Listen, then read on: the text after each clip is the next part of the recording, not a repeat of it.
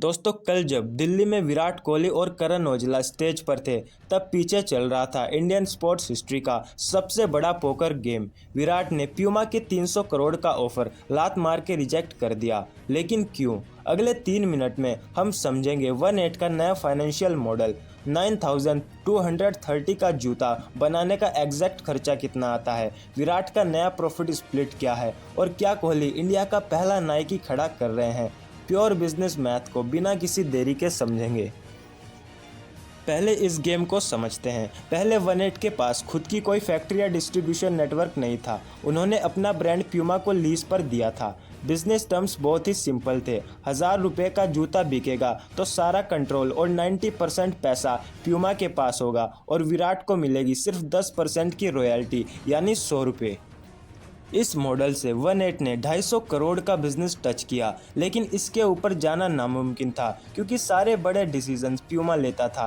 विराट ना तो खुद नए डिज़ाइन ला सकते थे, ना ही इंडिपेंडेंट एक्सपेंड कर सकते थे। ये 300 करोड़ का ऑफर उनके ही इस इंडिपेंडेंट ग्रोथ को हमेशा के लिए लॉक कर रहा था। अब आते हैं सबसे बड़े गेम चेंजर पर, यानी इस नए सिग्नेचर शू के प्राइस टैग पर। विराट ने इसकी MRP रखी है एग्जैक्ट 9230 रुपीज़। ये कोई रैंडम प्राइसिंग नहीं है, उनके करियर के टोटल टेस्ट रन का एग्जैक्ट नंबर है।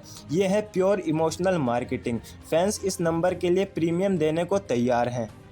लेकिन इस 9230 के प्रीमियम जूते को बनाने का असली खर्चा कितना आता है? High and materials, premium stitching और प्योर पैकेजिंग को जोड़कर इसकी मैन्युफैक्चरिंग कॉस्ट आती है लगभग 2200 रुपये। इसमें अगर लॉजिस्टिक्स, डिस्ट्रीब्यूशन और रिटेल टैक्स भी मिला दें तो एक जूते की टोटल कॉस्ट पड़ती है लगभग 4000 रुपीज़।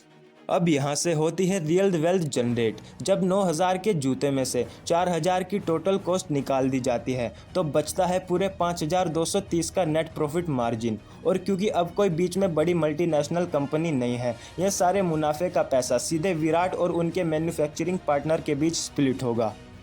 पहले जहां पूमा के मॉडल में विराट को पर शू सिर्फ 100 रुपये मिलते थे, अब स्प्लिट के बाद उन्हें 2600 से ज़्यादा, यानी सीधे 20 गुना का प्रॉफिट जंप।